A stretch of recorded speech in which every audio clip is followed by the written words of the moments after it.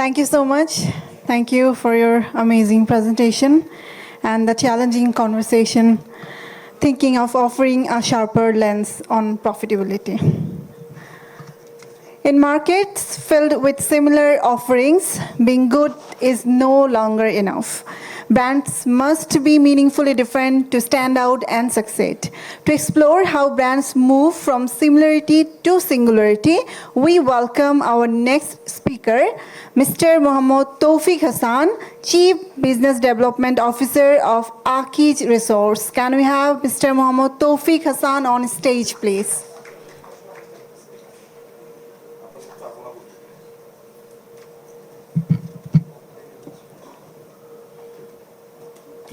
Thank you very much.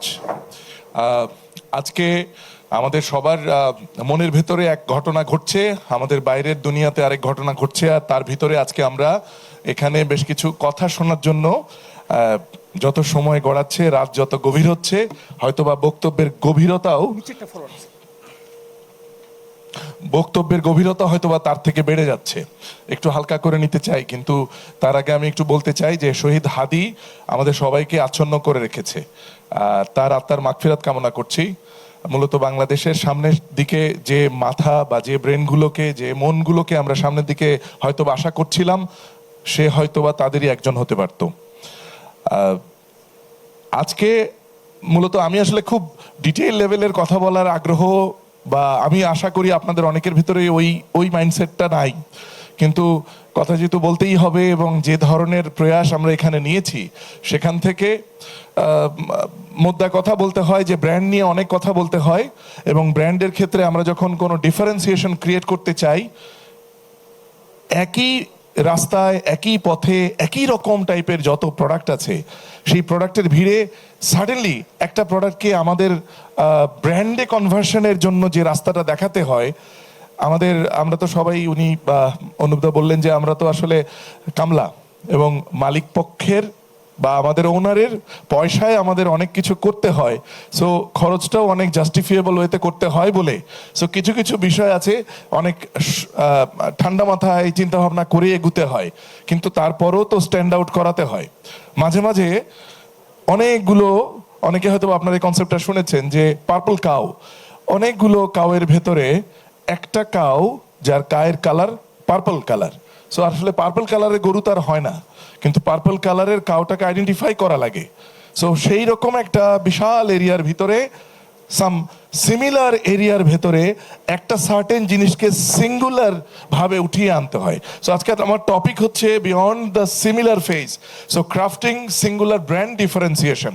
একটু ভিন্নভাবে লেখার চেষ্টা করেছি, বিকজ এই ক্রাফটিংটা করতে হয় যারা ব্র্যান্ড প্র্যাকটিশনার, তাদেরকে একটু ডেপথে গিয়ে চিন্তা করতে হয়, বিয়ন্ড এক্সপেকটেশন নিয়ে খেলা করতে হয়, এবং এমন কিছু জিনিস হাজির করতে হয় যেটা হয়তো বা ইন্টারনাল অনেক বাধা ডিঙিয়ে, ফাইন্যান্স, সেলসের বিভিন্ন লোকের কথা, ওনারদের ওভার এক্সপেকটেশন সব ছাপিয়ে, কিংবা আমার নিজের অনেক ব্র্যান্ডিংয়ের আশা ছেড়ে আমাকে হয়তো বা একটু বেশি বেশি বলতে হয়, যে জায়গাগুলোতে আসতে হয় সেই ব্র্যান্ড ডিফারেন্সিয়েশনে আমাদেরকে নিয়ে আসতে হয়। আমি মোহাম্মদ তৌফিক হাসান, আমি আকিজ রিসোর্স গ্রুপে চিফ বিজনেস ডেভেলপমেন্ট অফিসার হিসেবে আর কয়েকদিন পর 1 বছর হবে। মূলত almost 23 years of my career আমি বিভিন্ন সেক্টরে কাজ করেছি। আমি আমার ক্যারিয়ার শুরু করেছিলাম ফার্মাসিউটিক্যাল মার্কেটিংয়ে, পরবর্তীকালে আমি টেলিকমের মার্কেটিংয়ে ছিলাম, এরপরে আমি একটু ভিন্নতর মার্কেটিংয়ে গিয়েছি। আমি বাংলাদেশে B2B বিজনেস এক্সপোর্ট ওরিয়েন্টেড যদি আপনাদেরকে বলা হয়, তাহলে আপনারা অনেকেই হয়তো বা OEM শব্দটার সাথে পরিচিত আছেন। সো OEM করা এমন একটি প্রতিষ্ঠানে আমি কাজ করেছি, এবং ওয়ার্ল্ডের প্রায় 250, 300, 350 বছরের পুরনো, কিন্তু বর্তমানেও এই ব্র্যান্ড অনেক স্ট্রং, ইউরোপে আছে, USA-তে আছে, এমন ব্র্যান্ডের OEM এর বাংলাদেশের পার্টনার হিসেবে কাজ করা কোম্পানিতে কন্ট্রিবিউট করার সুযোগ আমার হয়েছে।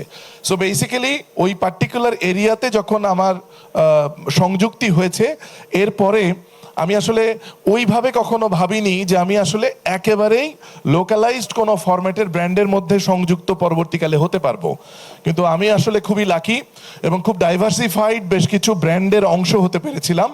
সো আকিজ রিসোর্সে জয়েন করার আগে আমি মূলত Bashundhara tissue, Bashundhara exercise book, আর কিছুক্ষণ আগে সাইফ নাসির ভাই বলে গেলেন স্যানিটারি ন্যাপকিন জয়ের কথা, so Monalisa sanitary napkin, Bashundhara Diapant, এরকম কয়েকটা ব্র্যান্ডের হয়তো বা গ্রুপ লিড হিসেবে কাজ করেছি। এই 9-10 বছরের এক্সপিরিয়েন্স আমাকে আসলে বাংলাদেশের মার্কেটের বেশ কিছু ডাইভার্সিফিকেশন শিখিয়েছে, এবং যে জায়গাগুলোতে একটা টিম থেকে কি করে এই জায়গাটাকে সেলসকে সরাসরি অ্যাকশন ওরিয়েন্টেড ধারণা দিতে পারা যায় সেই জিনিসটা এসেছে। কেন বললাম? বিকজ আপনারা হয়তো অনেকে জানেন টিস্যু প্রোডাক্ট কিন্তু ভেরি মাচ এ কনজিউমেবল প্রোডাক্ট। টিস্যুর কিন্তু ব্র্যান্ড ভ্যালু এখনো বাংলাদেশে দোকানে গিয়ে কিন্তু আমরা চেয়ে থাকি যে আমাকে একটা টিস্যু দেন, টিস্যু বক্স দেন বা টিস্যু পেপার দেন, এরকম কিছু স্টিল বলি। কিন্তু তারপরও কনজিকিউটিভলি বাংলাদেশে প্রায় গত 25 বছর ধরে 70 বা 60+ % মার্কেট শেয়ার কন্ট্রিবিউট করতে পারাটা আসলে মুখের কথা না। এমন একটা সময় যখন টিস্যু ইন করেছিল 2000 সালের মে মাসে বাংলাদেশে, বসুন্ধরা টিস্যুর কথা বলছি, তখন আমাদের জীবনাচরণের মধ্যে টিস্যু পেপারটা ছিল একটু লাক্সারি প্রোডাক্ট, এবং এই লাক্সারি প্রোডাক্টের একটা বড় দিক হচ্ছে একটা কল্লোল গ্রুপের ইম্পোর্ট করা প্রোডাক্টের কনভার্সন করে তারা মার্কেটে দিতেন, এবং অবশ্যই প্রাইস পয়েন্টে হাই ছিল, এবং মানুষ মনে করতেন যে টিস্যু ব্র্যান্ডটা আসলে বড় লোকের টেবিলে থাকা বা ড্রয়িং রুমে শোভা পাওয়ার মতো একটা লাক্সারি আইটেম। বিকজ আমরা তো আসলে রুমালে অভ্যস্ত ছিলাম, খুব বেশি দিন আগে না, তাই তো রেস্টুরেন্টে আমরা দেখেছি নিউজ পেপার ছিঁড়ে ছিঁড়ে টিস্যু পেপারে পারপাস সার্ভ করা হতো। কিন্তু ধীরে ধীরে যে জিনিসগুলোকে মানুষের মনের ভেতরে খুব অ্যাভেলেবিলিটি একটা factor as well as quality একটা ফ্যাক্টর। আমি অনুপদার কথার সাথে আরেকবার একটু সুর মেলাই যে প্রোডাক্টের ভেতরে কিন্তু সেই বস্তুটা থাকতে হবে। সেলস টিম প্রায়শই এসে একটা কথা বলবে যে আমাদের প্রোডাক্ট কথা বলে না। আসলে প্রোডাক্ট যে কথা বলবে এটা হচ্ছে প্রাইমারি সেট, যে আমার যে সেট আপ থেকে প্রোডাক্টটা বের হবে সেই প্রোডাকশন, সেখান থেকে কিন্তু কোয়ালিটি প্রোডাক্টটা বেরোবে। সো আমি আকিজ রিসোর্সে আছি 1 বছর, চেষ্টা করছি। আকিজ রিসোর্সের বেশ কিছু লেগাসি ব্র্যান্ড আছে, তার মধ্যে আকিজ সিমেন্ট একটা, আকিজ ইস্পাত বছর 3 হলো যাত্রা শুরু করেছে। সো বিল্ডিং ম্যাটেরিয়াল ক্লাস্টার বলা হয়, এটার ভিতরে সিমেন্ট অ্যান্ড ইস্পাতও একটা বেশ অঙ্গাঙ্গিভাবে জড়িত। সো আমি আসলে ওই পার্টিকুলার ব্র্যান্ডের কিছুটা সামনের দিকে এগিয়ে নেওয়ার যাত্রায় অংশ নিয়েছি। এভাবে যদি বলি যে আকিজ রিসোর্সের প্রায় 40টা বিজনেস ইউনিট আছে, তার মধ্যে যদি ব্র্যান্ডের আকারে বলি তাহলে মোটামুটি মোটা দাগে 10টা টপ বাংলাদেশে জানা ব্র্যান্ড আছে, যার মধ্যে আকিজ এসেনশিয়াল একটা ফুড কমোডিটি ব্র্যান্ড। এছাড়া গত বছর আকিজ ফিড লঞ্চ হয়েছে, যেটা পোলট্রি, ক্যাটেল এবং ফিশ ফিড মার্কেটে আছে এবং বেশ ভাইব্রেন্ট ভাবে মার্কেটে এটা পদচারণা করছে। সো আমি যদি আরো কয়েকটা ডিফারেন্ট টাইপের নতুন আমরা একটা ব্র্যান্ড লঞ্চ করেছি ইনোভার, এটি লাইট ইঞ্জিনিয়ারিং ব্র্যান্ড। এরকম ভাবে আকিজ রিসোর্সে এসবিইউ গুলোর পাশাপাশি বিভিন্ন রকমের মার্কেটকে দিক নির্দেশ দিতে পারবে এমন অনেক ব্র্যান্ড আছে। আমি মূলত যে প্রসেসটার ভিতর দিয়ে আপনাদের সকলকে নলেজটা দিতে চাচ্ছি, কিছুটা হলেও বই পুস্তকের কেতাবি কথা হয়ে যাবে, কিন্তু এটাও সত্যি যে ইন্টারেস্টিংলি আমরা যখন কোনো ব্র্যান্ড বিল্ডিং কর্মশালা বা কথাবার্তার কথা বলি, আমরা সবাই এখানে যারা প্র্যাকটিশনার, সবাই তো প্র্যাকটিশনার নাকি? যদি ব্র্যান্ড প্র্যাকটিশনার হন তাহলে ওই যে ব্র্যান্ডের পুলের কথাটা বারবার আসবে। পুল করতে গেলে খরচ করতে হয়, এবং অর্গানাইজেশন আপনাকে একটা লিমিটেড অ্যামাউন্ট অফ মানি হয়তো বা দিয়ে দিবেন, কিন্তু আপনি ওই যে জাস্টিফিয়েবল ওয়েতে আবার আসে কথাটা যে আপনি কি খরচ করবেন। খরচ করার প্রক্রিয়াটা খুব এখনকার সময়ে অনেক বেশি কৌশলী হয়ে গেছে, যে আমরা একটা টাকাও ROMI ছাড়া খরচ করি না। What is that? ROMI, return on marketing investment. এবং অ্যাডভার্টাইজমেন্ট স্পেন্ডিং এর ক্ষেত্রেও আমরা একটা টাকাও ROAS মানে রিটার্ন অন অ্যাডভার্টাইজমেন্ট স্পেন্ড, এই দুটো জিনিসের বাইরে আমরা খরচ করি না। ROI তো অনেক পুরনো বাদ, এখন আমরা অনেক বেশি পরিমাণে একেবারে কোর জায়গাতে এসে গেছি এবং চেষ্টা করছি যে মার্কেটে রিসার্চ কন্টিনিউ করে টোটাল মার্কেটে কিভাবে আমি ইম্প্যাক্ট রাখতে পারছি সেগুলো করার চেষ্টা করছি। সো পুরনো কথা, একটা ছোট বাচ্চা যখন ফুলের গন্ধ শুকে বা একটা কাছে নেয়, একটা নতুন ব্র্যান্ড যখন মার্কেটে আসে তখন এই ব্র্যান্ডের কিন্তু সেই সুবাসটা ছড়াতে হয় যদি তার ভেতরে সেই বস্তুটা থাকে। গিভেন দ্যাট প্রোডাক্টটার ভেতরে যেন কথা বলার মতো ম্যাটেরিয়াল থাকে, তাহলেই বাচ্চাটা যখন বড় হবে ফ্লাওয়ারের গন্ধটা তার ভেতরে থাকবে। আই মিন কনজিউমার কখনো এই পার্টিকুলার প্রোডাক্ট ফ্লাওয়ারের সুবাস থেকে দূরে যেতে পারবে না। সো কনজিউমারের মাথার মধ্যে সেই ক্রাফটিং এমন একটা ডিস্টিংক্ট এবং ডিজাইরেবল ধারণা ঢুকিয়ে দেওয়া, সেটা হচ্ছে ব্র্যান্ড বিল্ডিং এর স্ট্র্যাটেজিক প্রসেস। এটা মূলত একটা সুপার শপের পিকচার। আমরা তো সবাই কম বেশি দেখি, তাই না? ঢাকাতে যারা কাজ করি, ঢাকার বাইরেও এখন অনেক জায়গায় সুপার শপ আছে। সো সুপার শপ বিষয়টা কি? মডার্ন ট্রেড, বিশাল একটা শেলফ, অসংখ্য প্রোডাক্ট। আমি যদি প্রোডাক্টটা ভালো মতো না জানি এবং আমার যেটা প্রয়োজন সেটা আমি এখানে সেই ব্র্যান্ডটাকেই যদি খুঁজতে না এসে থাকি, তাহলে আমি এলোমেলো জায়গায় ঘুরে যেটা আমার ব্যাটে বলে মিলে সেটাই আমি পিক করে বাসায় চলে যাব, তাই কি না? আমরা তো তাই করি ম্যাক্সিমাম। আমরা প্রোডাক্টের কোয়ালিটির দিক থেকে একবার খোঁজার চেষ্টা করি, যে প্রোডাক্টের স্পেকটা চেক করি। আমরা কি চেক করি? আমরা মূলত বিভিন্ন রকমের জিনিসের দিকে যাই, যে আমি আসলে সিমিলার ফেজের ভেতরে ঘুরছি কিভাবে। আমরা সিমিলার ফেজ যখন ঘুরি, এটা হচ্ছে খুবই স্ট্রাইকিং সিমিলারিটির জগতের মধ্যে ঢুকি। একটা বড় জিনিস হচ্ছে আমরা অনেক আইডেন্টিক্যাল ফিচার দেখতে পাই যখন একটা শেলফের মধ্যে, আমি আগের স্লাইডে যাই, যখন আইডেন্টিক্যাল ফিচারটা দেখেন যে অনেক একই টাইপের প্রোডাক্ট আছে শেলফের মধ্যে, তাকিয়ে আছি কোনটা যে আমার পছন্দের এবং ওই সুবাস ছড়ানো ব্র্যান্ড, আমি সেটার দিকে কিন্তু নিচ্ছি না, আমি নেই না। আমার যেটা ভালো লাগে সেটা হচ্ছে আমি ওই পার্টিকুলার মোমেন্টে, আমার যদি আগের এক্সপিরিয়েন্স ভালো থাকে বেটার, আর না হলে আমি এর মধ্যে থেকে যেটা ভালো লাগে সেই পার্টিকুলার স্পেকটা দেখার চেষ্টা করি, যে আসলে আমার একই ফিচারের ভেতরে আমি কোথায় আছি। দ্বিতীয় জিনিস হচ্ছে কি, একটা কম্পিটিটিভ প্রাইসিং দেখার চেষ্টা করি। আমরা বাংলাদেশে যারা কম বেশি বায়ার বা পারচেজার, মানে আমরা দোকানে গিয়ে কিনি, আমরা কম বেশি ব্র্যান্ড তাড়িত না হয়ে, আবার বলি, আমরা কম বেশি ব্র্যান্ড তাড়িত না হয়ে আমরা সবার ফার্স্টে চেষ্টা করি যেটা আমার দামে বনে। কি বলেন, করি না ভাই? আপনাদের কি আসলে ডিনার টাইম তো কাছে, এবং রাত যত গভীর হয় তত কথার গভীরতা বাড়তে থাকে, কিছু করার নাই। বুঝতে কি কারো খুব ডিফিকাল্টি হচ্ছে? যদি কারো ডিফিকাল্টি একটু হাত তুলেন প্লিজ। না, বুঝতে আসলে কঠিন হচ্ছে মনে হচ্ছে। পিছনে পিছনে এটা কি ভিজিবল? লেখাগুলো ভিজিবল পিছনে? আসলে হিউম্যান অ্যাড করার কি আছে রে ভাই?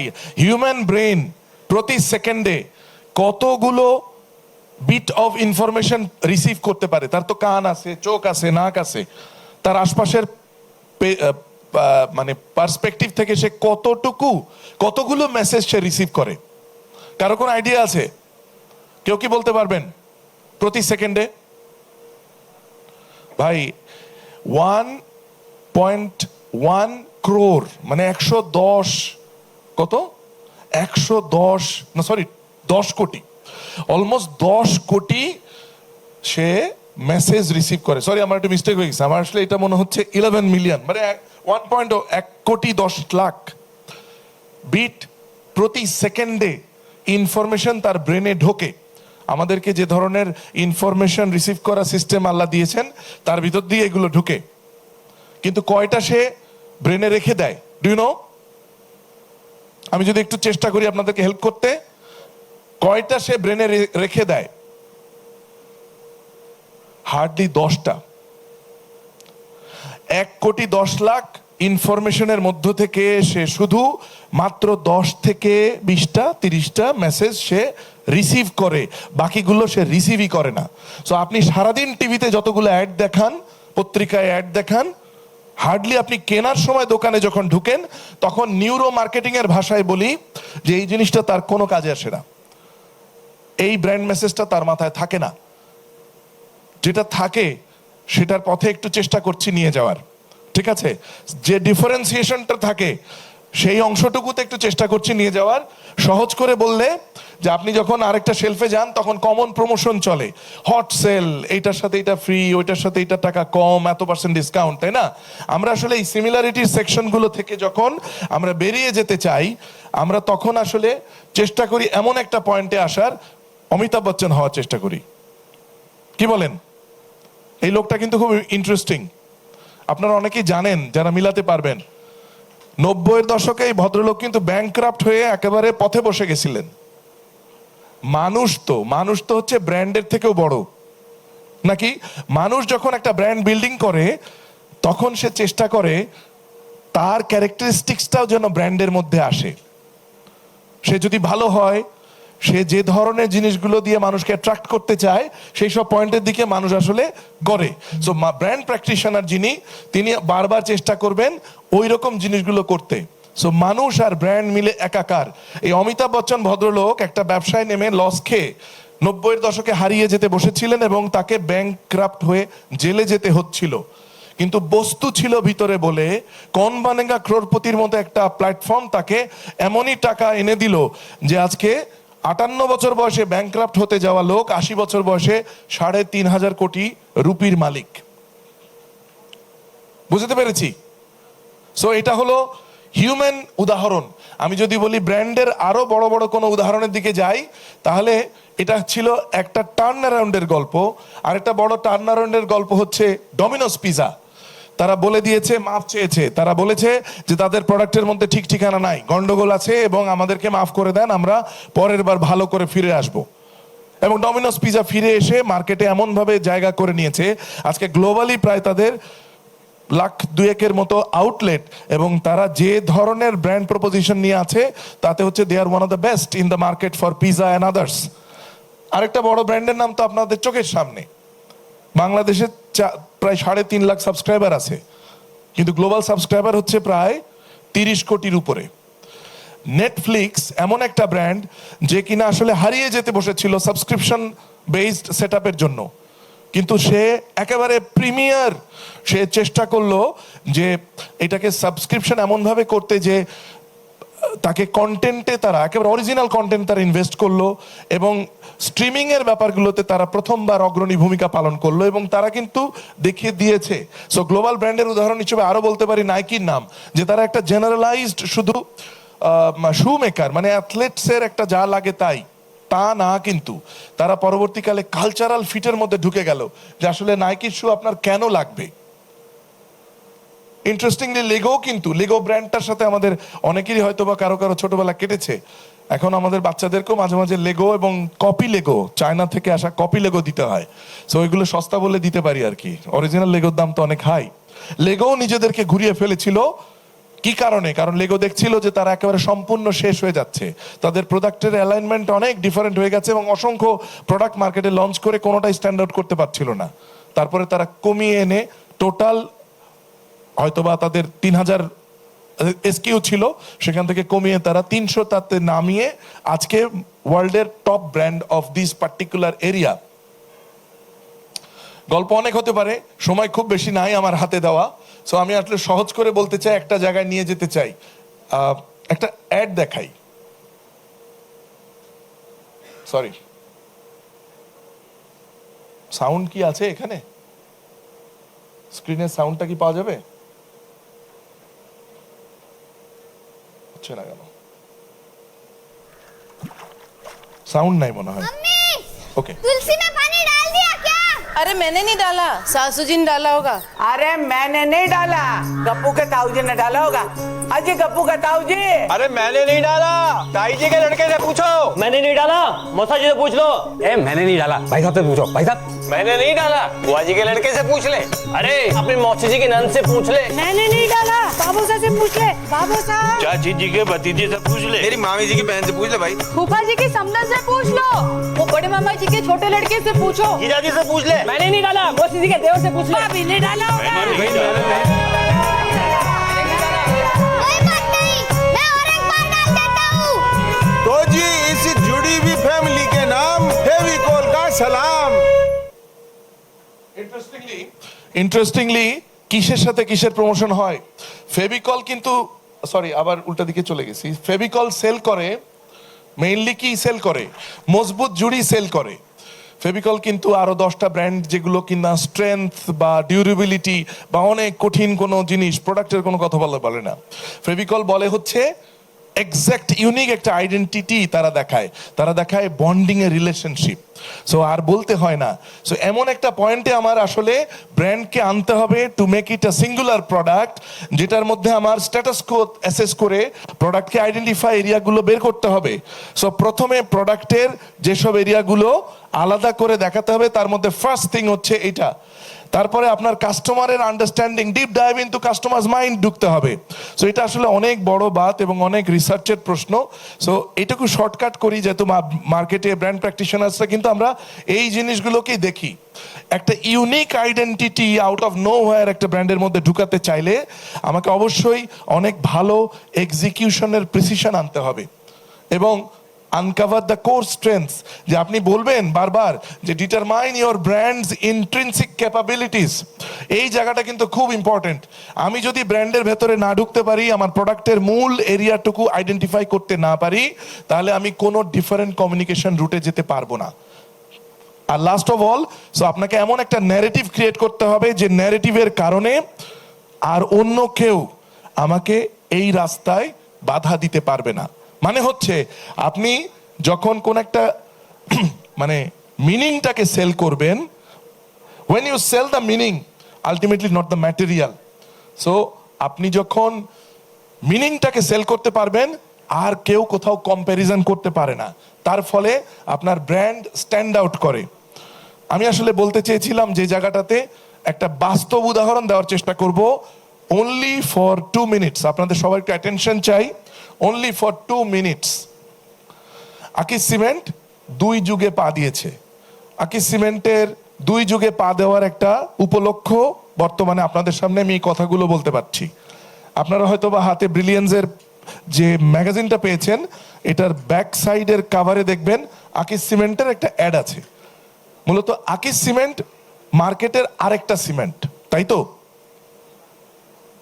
হয়তোবা টপ 10টার মধ্যে থাকা একটা ব্র্যান্ড, 6 নম্বর বা 7 নম্বর পজিশনে থাকা একটা ব্র্যান্ড। মার্কেটে আরো অনেক ব্র্যান্ডের ভিড়ে আকিজ সিমেন্ট আরেকটা সিমেন্ট। তাকে যদি আমি আলাদা করে আইডেন্টিফাই করে না আনতে পারি বা আনতে চাই, তাহলে আমাকে আসলে কি করতে হবে? কোন সেই কমিউনিকেশন রুট, সেই জায়গাটুকুতে আমি ইন করতে পারি? আমরা দেখতে পেলাম যে Akij cement fly ash free cement. কিন্তু ফ্লাই অ্যাশ ফ্রি কি জিনিস? এতে কি হয়? কাস্টমার কি ফিল করে? এতে কি তার কোনো ভালো হয়, খুশি হয়? সে কি ওই জায়গাটাতে যেতে পারছে? আমরা তার ভিতরে এমন কোনো ব্র্যান্ডের ইনিগমা ঢুকাতে পারছি না।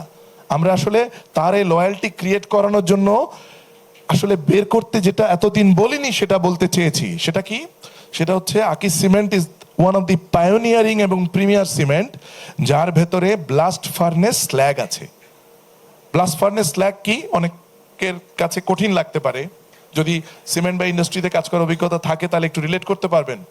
ব্লাস্ট ফার্নেস স্ল্যাগ হচ্ছে আসলে আয়রন ওর যখন আলাদা করে আয়রন আকারে বের করে নেওয়া হয় খনি থেকে বের করে, তারপরও আয়রন মিক্সচার করা যে আইটেমগুলোকে বাদ দিয়ে খনিতে আর কাজে লাগে না ফেলে দেওয়া হয়, সেগুলোই আসলে ব্লাস্ট ফার্নেস স্ল্যাগ। তার ভিতরে অলরেডি অনেক আয়রন রিচ কম্পোনেন্ট থাকে, সিলিকা থাকে, ক্যালসিয়াম থাকে। সেই জিনিসগুলো সিমেন্টের যে মূল উপাদান ক্লিংকারের সাথে মিক্স করে সিমেন্টের ব্যাগের মধ্যে দেওয়া হয়। আমরা যেটাকে এই আকিজ সিমেন্টের মধ্যে ব্লাস্ট ফার্নেস স্ল্যাগ আছে বলছি, সেই পার্টিকুলার ব্লাস্ট ফার্নেস স্ল্যাগটা ক্লিংকারের সাথে যখন বিক্রিয়া করে বিল্ডিং তৈরি করার ক্ষেত্রে, সে এতই বেশি স্ট্রেংথ দেয়, এতই বেশি মজবুতি এবং দীর্ঘস্থায়িত্ব এবং ক্র্যাক রেজিস্ট্যান্স দেয় যে আলটিমেটলি এই প্রোডাক্টটা একটু ভিন্নতর লাইনে যায়। কারণ আমরা প্রায়শই দেখি যে আমাদের কোনো ব্যবহারকারী বা ইঞ্জিনিয়ার বাদে আর যারা আছেন তারা কিন্তু এই যে fly ash free, blast furnace slug, এগুলোর ইন্ট্রিকেসিটা বুঝে না, বা তারা এটা নিয়ে কখনো অত ডিটেলে ভাবে নাই, বাট আমরা কখনো মেসেজ আকারে সামনেও আনি নাই। সো যার কারণে তারা শুধু মনে করে বিল্ডিং এর একটা স্ট্রেংথ প্রয়োজন, এবং যে জিনিসটা তারা বারবার দেখানোর চেষ্টা করে যে একটা বিল্ডিং হতে গেলে যে মজবুত বা শক্তি দরকার, সেটা হচ্ছে কি একটা লোহা থাকতে হবে, একটা সিমেন্ট থাকতে হবে, বালি থাকতে হবে, পানি থাকতে হবে, বিক্রিয়া করে স্ট্রং একটা বন্ধন তৈরি করবে। বাট এই সুপিরিয়র বন্ডিং এর এই জার্গনটা সব ব্র্যান্ডই বলে, যে জায়গাটা এতকাল আমরা কখনো আইডেন্টিফাই করতে চেষ্টা করি নাই। সেই জায়গাটা হচ্ছে যে এই বন্ডিংটা আসলে কি। কারণ আমরা কম বেশি দেখতে পেয়েছি যে এই বিল্ডিং স্ট্রাকচারের ক্ষেত্রে লঞ্জিভিটি, সেফটি বা রেজিস্ট্যান্স টু ন্যাচারাল ক্যালামিটিস সবাই চাই, মানে ভূমিকম্প হলে যাতে বেঁচে থাকতে পারে বিল্ডিংয়ে, সেই জায়গাটাতে ব্লাস্ট ফার্নেস স্ল্যাগের কথাটা আনতে পারতাম। আমরা চেষ্টা করেছি ওই জায়গাটা ইনকর্পোরেট করে আকিজ সিমেন্টের একটা নতুন ন্যারেটিভ দাঁড়া করাতে, এবং যে জায়গাটাতে আমরা এখন পর্যন্ত আছি এবং মার্কেটকে জানাতেও চাচ্ছি সেটা হচ্ছে যে আসলে ইন্টারনালি আমরা যদি বলি যে মার্কেটে কিন্তু অলরেডি স্টিল ব্র্যান্ডরা বারবার স্ট্রেংথের কথা বলে ফেলে, বারবার অনেক কিছু বলে এবং স্ট্রেংথের প্রপোর্শন কিন্তু তারা লোহার কথা দিয়ে প্রমাণিত করেছে। একেএস আছে, বিএসআরএম আছে, তারা কিন্তু কন্টিনিউয়াসলি লোহার স্ট্রেংথের কথা বলে যাচ্ছে, মানে লোহা অনেক শক্তিশালী, এর থেকে বেশি কিছু শক্তিশালী নাই। ব্লাস্ট ফার্নেস স্ল্যাগ থাকার ফলে সিমেন্টের সিচুয়েশনটা যা দাঁড়াচ্ছে, তাতে করে আমরা আসলে অনেক বেশি স্ট্রেংথ বিয়ারিং একটা প্রোডাক্টে আছি, যেটা আমরা মার্কেটে কমিউনিকেট করিনি। সেই জায়গাটাই আমরা স্ট্যান্ড আউট করতে চাচ্ছি, সেই পার্পল কাউটা আমরা হতে চাচ্ছি। এবং আলটিমেটলি এই যে এক ধরনের হিউম্যান অ্যাকসেপ্টেবল ট্রুথ, আনকম্প্রোমাইজিং একটা এরিয়া, এবং ব্র্যান্ডের যে পারমিশনটা আমরা পেলাম, যে বুঝতে পারলাম যে আমরা আকিজ সিমেন্টের ভিতরে এই জিনিসটা আছে, এবং কালচারাল একটা এনার্জি এর ভিতরে ইন করাতে পারছি, যেটা স্টিল বা আয়রনের মতোই এই শক্তি, সেই জায়গাটা থেকে আমরা সম্পূর্ণ ভিন্নতর একটা ন্যারেটিভ প্রথমে দাঁড়া করেছি, যেটা হচ্ছে সিমেন্টে লোহার শক্তি। এই স্ট্রেংথ অফ স্টিল উইদিন, এই গল্পটা আমরা আকিজ সিমেন্টের সাথে সম্পৃক্ত করেছি। So আমি শুরুতে যে জিনিসগুলো বলেছি, যদিও এটা ভেরি আর্লি টু সে যে এই আন্ডারস্ট্যান্ডিংটা মার্কেটকে কতটুকু স্ট্রেংথ এবং শক্তি দিবে, অল্প সময়ের কথা বলার ভেতর এটাকে আটকে রাখা মুশকিল। শুধুমাত্র এতটুকু বোঝাতে চাই যে আকিজ সিমেন্টের এই নতুন ন্যারেটিভটা মূলত আরও 10টা প্রোডাক্টের মতো না, যে রুটে কেউ হাঁটেনি। সবাই বলেছে যে সিমেন্ট সিএইচএস জেল করে, এই করে, ওই করে, কিন্তু আমরা আসলে সিমেন্টের মাধ্যমে একজন নতুন স্থাপনা, বাড়িওয়ালা যিনি কিনা বাড়ি বানাবেন, তাকে অন্তত এই ধারণাটা পৌঁছে দিতে চাই যে সিমেন্টে লোহার শক্তি কোথায় আছে, একমাত্র আকিজ সিমেন্টে আছে। চলেন টিভিসিটা একটু দেখে নিই। এই দেয়াল কি দিয়ে বানাইছে? সিমেন্ট না লোহা? দেখতে সিমেন্ট, আসলে লোহা। লোহা? No way. সিমেন্টই হইব। এই যে লোহা, সায়েন্স বলছে এটা সিমেন্ট। সিমেন্টও হইতে পারে, আবার লোহা হইতে পারে। লোহা লোহা। বস, আপনি যেটা বলবেন সেটাই তো রাইট। সিমেন্ট। লোহা ছাড়া এমন আওয়াজ হয় নাকি?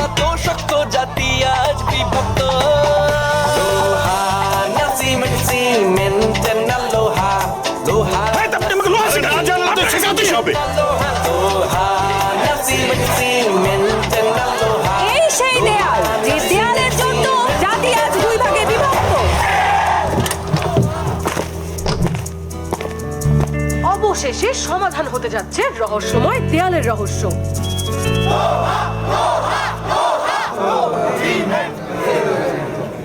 আকিজ সিমেন্টে তৈরি এবার সিমেন্টে লোহার শক্তি। আকিজ সিমেন্টে আছে আয়রন স্ল্যাগ, যা ঢালাইয়ের সময় রাসায়নিক উপায়ে কেমিক্যালের সাথে মিশে কংক্রিটকে দেয় লোহার শক্তি। আকিজ সিমেন্ট, সিমেন্টে লোহার শক্তি। সো আপনাদের সবাইকে থ্যাংক ইউ ভেরি মাচ। আমি নির্ধারিত সময়ের থেকে 5-7 মিনিট বেশি নিয়েছি। আর ব্র্যান্ড প্র্যাকটিশনার বা ব্র্যান্ডের কাস্টোডিয়ান হিসেবে আকিজ সিমেন্টের লোহার শক্তির ব্যাপারে সবার কাছে একটু শুভকামনা আশা করছি। ধন্যবাদ সবাইকে।